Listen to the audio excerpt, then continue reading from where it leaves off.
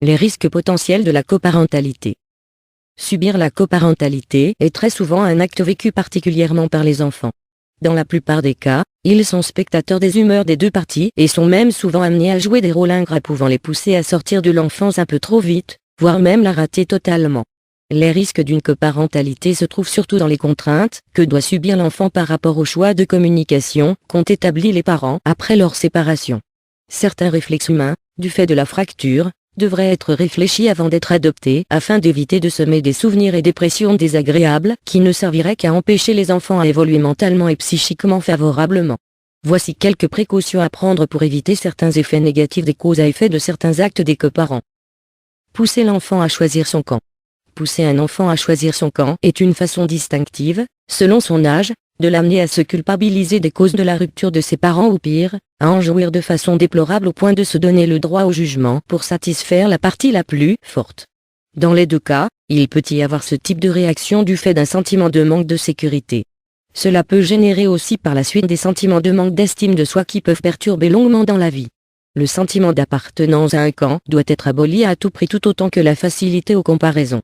Il est essentiel que les parents trouvent le moyen de régler leurs affaires ensemble sans que l'enfant ne soit touché par les problèmes d'adultes.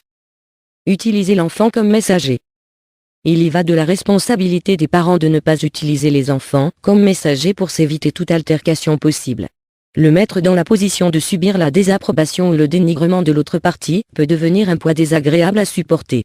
Les critiques ou les diverses réactions peuvent être très mal interprétées selon l'âge et l'induire à se poser des questions ou d'avoir des pensées négatives qui peuvent porter atteinte à sa personnalité.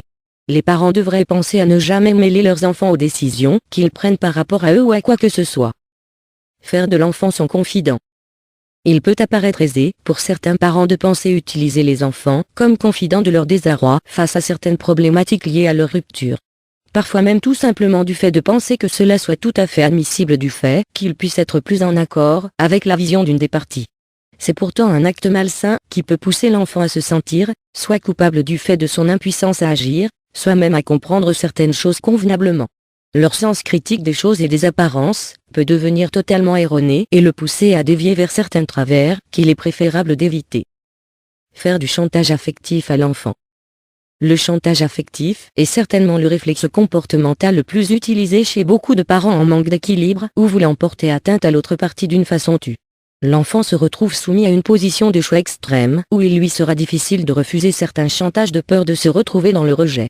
Divers sentiments mêlés de culpabilité peuvent naître selon certains effets des attentes des parents et de l'âge de l'enfant.